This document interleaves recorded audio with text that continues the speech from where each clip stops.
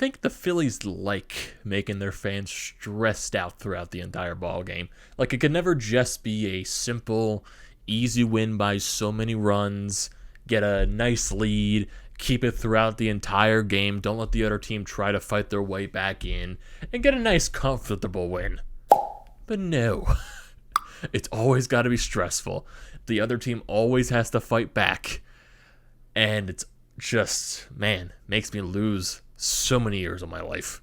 It makes us lose so many years on all of our lives. But hey, the Phillies like the one-run ball games. So I guess if they're winning, is it really that big of a deal?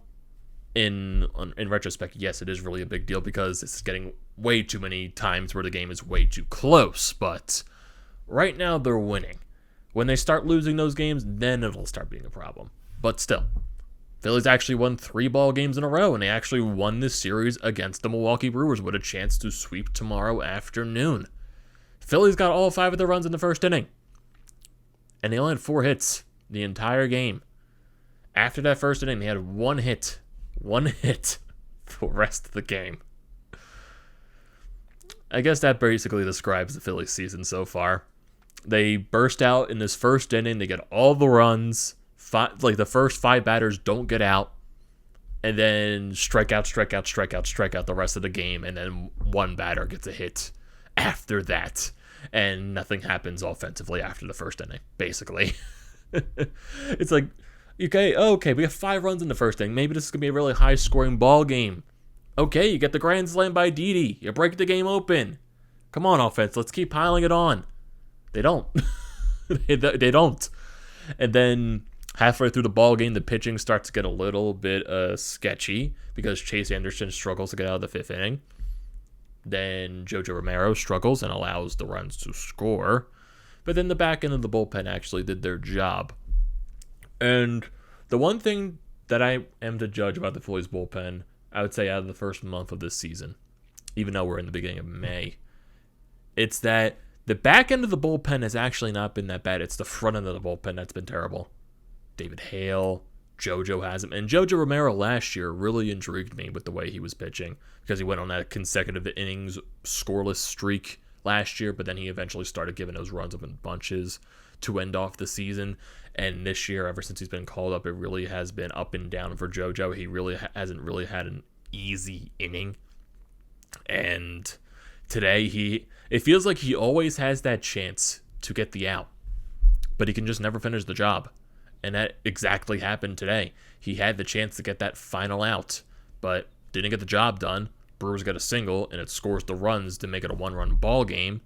And you have to bring in the other parts of the bullpen and Kinsler, and he has to get the job done, which he did, but you really shouldn't have to use that many bullpen guys. But those guys in the front of the bullpen just really aren't getting the job done. But then we also go to Matt Moore in this ballgame too, and surprisingly, he didn't look that bad.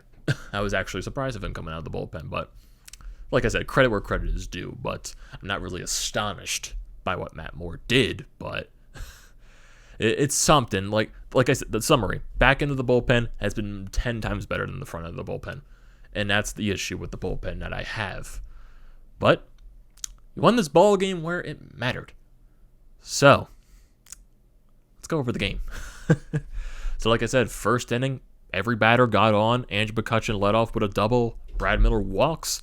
Rhys Hoskins, he drives in Andrew McCutchen with an RBI single and makes it a 1-0 Phillies lead. JT walks, and that eventually loads the bases for DiDi Gregorius. And what does he do? Grand slam into the right field stands. Absolute bomb of a moonshot. And he blows the game wide open, and it's a 5-0 Phillies lead. And then the very next 3 batters, Alec Boehm, Nick Maton, and Odubel Herrera, they all strike out. So you blow the game wide open 5-0, and then you let the pitcher strike out the side for the final 3 batters of the inning. Perfect description of the Phillies offense. And offensively wise for the Phillies, that's it. They didn't do much the rest of the game. Their next hit was in the 4th inning with Odubel Herrera, and that was it. Yeah, they had a few walks here and there, but nothing really outstanding. Not really great offensive chances. A lot of strikeouts in this game. A ton of them. If I look at the Brewers pitching today, yeah, they struck out the Phillies 13 times. And their starting pitcher, Peralta, he had 8 of those strikeouts. So after giving up the first 5 runs, he struck out a lot of batters after that. And just looking at the rest of the game, Chase Anderson, I would say early on, pitched decently. But then you got into that 3rd inning, he struggled a little bit, allowed a couple of hits, and then just, this final play of this 3rd inning was just weird. But thank God for JT Realmuto and his amazing defense and just his athletic ability, because you get an RBI single for the Brewers. I lost my train of thought there, by Avisel Garcia, and it almost scores 2 runs, and Odubel Herrera with the worst throw imaginable at this stage, and he almost overthrows it. Thank God for JT Realmuto jumping up to catch it, and then somehow just managing to tag the guy before he touches home plate.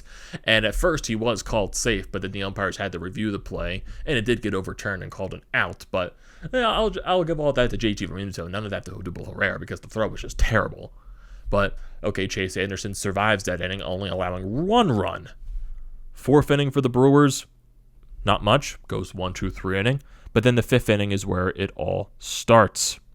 Tyrone Taylor bombed to center field. Not center field, left field, actually. I don't know why I'm saying center, but it was a bomb. It was a bomb, and it made it a 5-2 Phillies lead. He gets the next out, but then Lorenzo Cain, he gets a walk, and that's when Joe Girardi decides to elect to bring JoJo Romero into the ballgame. But then the first batter JoJo faces, Vogelbach, single, and you got 2 runners on. Then you get Travis Shaw to line out. So you get 2 outs in the inning. And then you have this chance to get out of the inning.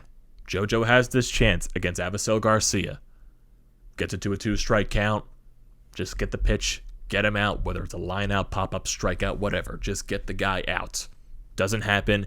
He gets an RBI single and 2 runs score to make it a 5-4 ball game.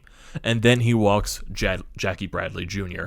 Then Joe Girardi comes back out, goes to Brandon Kintzler to finish off this inning, and he strikes out Pablo Reyes. So JoJo couldn't get the job done. Kintzler did, and the Phillies leave 5-4 after the top of the 5th inning. Offense continues to do nothing for the Phillies. And then Brandon Kintzler, he comes back out for that 6th inning. He goes a 1, 2, 3 innings, so good performance out of Kintzler. 7th inning, this is when Matt Moore comes in. He walks Lorenzo Cain at first, but then the Phillies get lucky for a double play. So Matt Moore gets out of that jam, and then he gets Travis Shaw to strike out swinging to end off that inning. Phillies offense continues to do nothing, and then De Los Santos comes in for the top of the 8th inning. And then it starts off a little bit wonky because Avisel Garcia gets a double. I think that was his 4th hit of the ball game at this point. So you're getting like, oh boy. And I'm also thinking to myself, why is De Los Santos coming into the 8th inning with a 1-run lead? This guy hasn't pitched in the majors at all this year. We're giving him in this situation. And it's like, it's getting a little bit pushy there, Joe. But so Garcia doubles to lead off the inning. Then he gets the next 2 outs. So you get 2 outs there. But then a wild pitch allows Garcia to go over to 3rd base, and then you get it to a 2-strike count with Luke Maile, and he gets hit by the pitch. So you got a runner on 1st and 3rd base, and De Los Santos gets out of it. He grounds out Tyrone Taylor, and he gets out of the inning. So no harm done there, I guess. Then we go into the top of the 9th inning. This is when Jose Alvarado comes in, his first appearance after serving his 2-game suspension, so not that long of a suspension.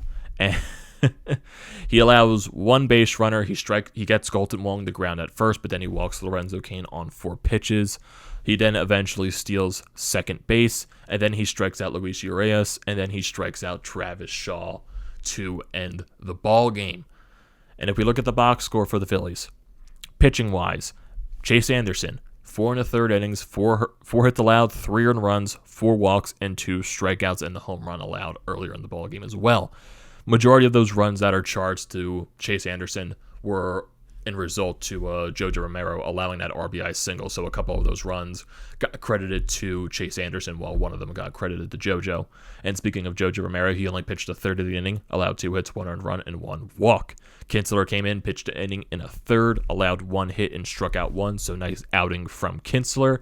Matt Moore came in, pitched a full inning, allowed 1 walk and 1 strikeout.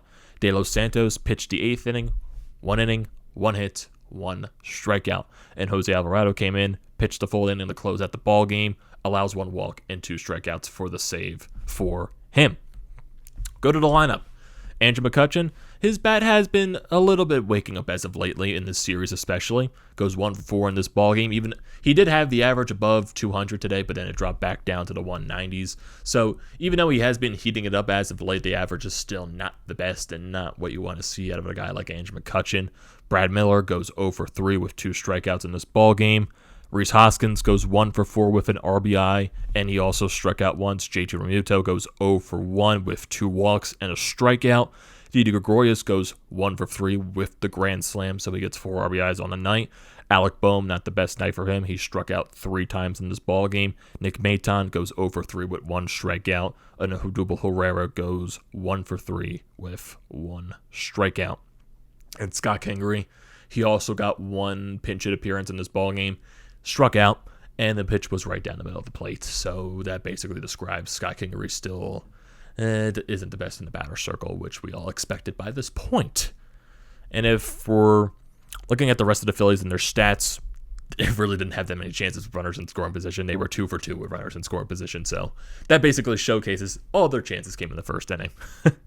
And they only left 1 runner on base today. So that basically describes the offense tonight for the Phillies. But the Brewers, I think they had a lot more chances with runners in scoring position in this ballgame. They were 2 for 9, and they left 9 runners on base. So, stressful ballgame. It was exciting at first, but then the front end of the bullpen decided to make it a lot more stressful, and the Phillies once again win a 1-run ballgame.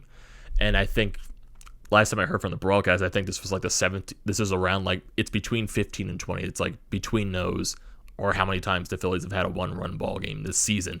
They do have a winning record in those, but it's a little too much for my heart. I can't take that much.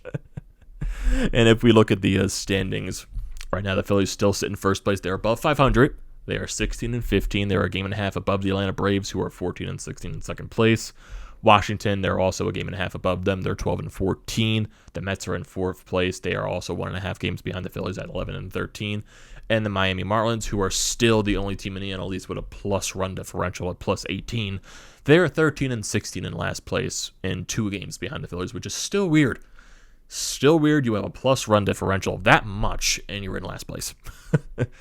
That just describes the weirdness so far of the almost called it the NFC East, the National League East. But yeah, that just describes the weirdness in baseball so far this year.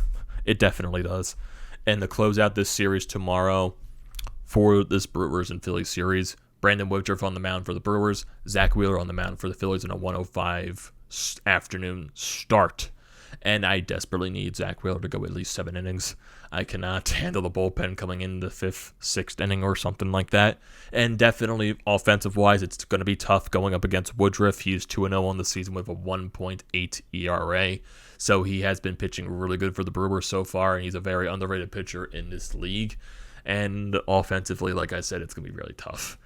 And I know this ballgame as well, the broadcast was talking about Bryce Harper. He's close to coming back. He was taking fielding drills during batting practice before the game started. So hopefully that means Bryce Harper is maybe a couple of days, maybe a week away from returning to be in the starting lineup. It'll be nice if he was in the starting lineup tomorrow because I'm going to the game tomorrow, but I'm not going to raise my hopes up. So my only hope is that Zach Wheeler pitches a good ball game tomorrow because the bullpen needs a rest. The bullpen really needs a rest. I can't handle these 1-run ball games, man. They need to win at least by 2, 3, 4 runs, please. But I guess the bright spot is the Phillies win this series, so that's the bonus. That I really wanted them to win this series after losing the weekend series to the Mets. So winning 3 out of 3 ball games in this series is really important. So you won 4 games so far on this homestand, and you've only lost 2 so far. So basically, during this homestand, you've won most of the games than you lost. So that, I guess, is the bright spot and looking forward to the rest of the week. But important thing is, let's try to sweep the series tomorrow. Let's try to get one. Because I think for chemistry-wise, for momentum-wise, this team definitely could use a series sweep after what happened with the Mets. And you're going up against a good Brewers team, too, and you're beating them. So I guess that's something to say. And you got to give respect to the Phillies for surviving these one-run games, even though I feel like eventually that's not going to be sustainable, and they have to start eventually winning those games where they get a little bit more runs on the board and giving their pitchers at least some breathing room. But I'm not going to complain about it now. It will become a problem when it eventually starts happening and they lose ball games, though. But like I said, not going to complain that much. So it's going to do it for this video, everyone. What are your thoughts on the Phillies game today? What are your thoughts on DiDi Gregorius' grand slam, the one-run ball games, and how stressful they are? Don't forget to leave those comments in the comment section below as always. Don't forget to drop a like on this video. Don't forget to check out the Painted Lines, which I'm a part of. Their links will be in the description below. Don't forget to check out the links to the Florida Podcast merchandise website. And for Flyers Nitty Gritty, they will also be down in the description as well. And don't forget to like, comment, and subscribe to the channel, everyone. And I will see you next time.